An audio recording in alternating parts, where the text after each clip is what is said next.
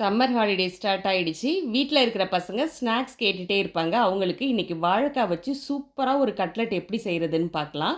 2 வாழைக்காவ குக்கர்ல சேர்த்து மஞ்சள் தூள், உப்பு சேர்த்து 3 அல்லது 4 விசில் வச்சு வேக வச்சுக்கோங்க. வாணலியில கொஞ்சமா எண்ணெய் சேர்த்து 1 டீஸ்பூன் பெருஞ்சீரகம், 4 வரமிளகாய் சேர்த்துக்கோங்க. கூடவே ஒரு பச்சை மிளகாவும், 10 பல் பூண்டும், கொஞ்சமா கருவேப்பிலை, 10 சின்ன வெங்காயம் சேர்த்து நல்லா வதக்குங்க. இது எல்லாம் நல்லா வதங்கின பிறகு 4 அல்லது 5 டேபிள் ஸ்பூன் பொட்டுக்கடலை சேர்த்துக்கோங்க. கட்லெட்டுக்கு இது ஒரு நல்ல பைண்டிங் கொடுக்கும்.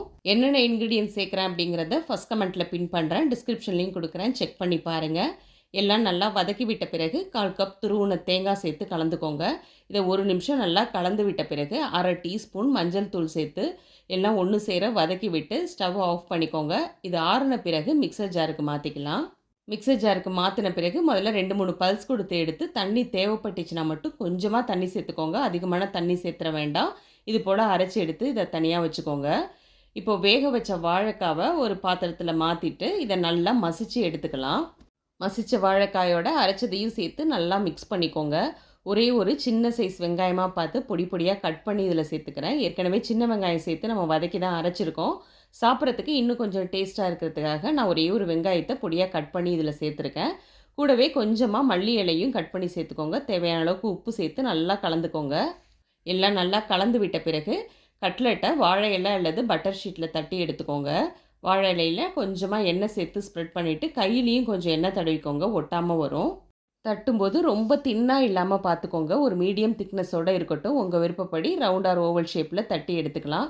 இந்த அளவுக்கு இருந்தால் சரியாக இருக்கும். இதையே நீங்கள் ஒரு டேபிள் ஸ்பூன் அரிசி மாவு கலந்து சிலிண்டர் ஷேப்பில் ரெடி பண்ணிவிட்டு எண்ணெயில் டீப் ஃப்ரை பண்ணி எடுத்தாலும் நல்லாயிருக்கும். அது போலையும் ட்ரை பண்ணி பாருங்கள். வீடியோ இன்றைக்கி தான் ஃபஸ்ட் டைம் பார்க்குறீங்கன்னா சேனலை சப்ஸ்கிரைப் பண்ணிவிட்டு பாருங்கள். பெல் ஐக்கானையும் ப்ரெஸ் பண்ணிக்கோங்க. டெய்லி நம்ம சேனலோட அப்டேட்ஸ் உங்களுக்கு நோட்டிஃபிகேஷனாக வந்துடும். இப்போ சூடான தோசை தவாவில் கொஞ்சமாக எண்ணெய் சேர்த்து நம்ம ரெடி பண்ணி வச்ச கட்லெட் எல்லாத்தையும் சேர்த்துக்கோங்க. மேலே இன்னும் கொஞ்சம் எண்ணெய் சேர்த்து சிம்மிலேயே வச்சு 2 பக்கமும் நல்லா ஃப்ரை பண்ணி எடுத்துக்கோங்க. சூப்பராக இருக்கும் இந்த கட்லெட்டு. கண்டிப்பாக ட்ரை பண்ணி பாருங்கள். வாழைக்காவை எப்போவும் ஒரே மாதிரி செய்யாமல் இது போல் கட்லெட் பண்ணி ரெடி பண்ணி கொடுத்தீங்கன்னா வீட்டில் எல்லாருமே ரொம்ப விரும்பி சாப்பிடுவாங்க. இது ஸ்நாக்காக மட்டும் இல்லாமல் சைடிஷ்ஷாக கூட வச்சு சாப்பிட்லாம். எல்லாத்துக்கும் ரொம்ப சூப்பராக இருக்கும். கண்டிப்பாக ட்ரை பண்ணி பார்த்துட்டு உங்கள் ஃபீட்பேக்கையும் மறக்காமல் கமெண்ட்ஸில் ஷேர் பண்ணுங்கள். வீடியோ பிடிச்சிருந்தா வீடியோவுக்கும் ஒரு லைக் கொடுத்துடுங்க. நாளைக்கு வேறொரு இன்ட்ரெஸ்டிங் வீடியோவில் பார்க்கலாம். தேங்க்யூ.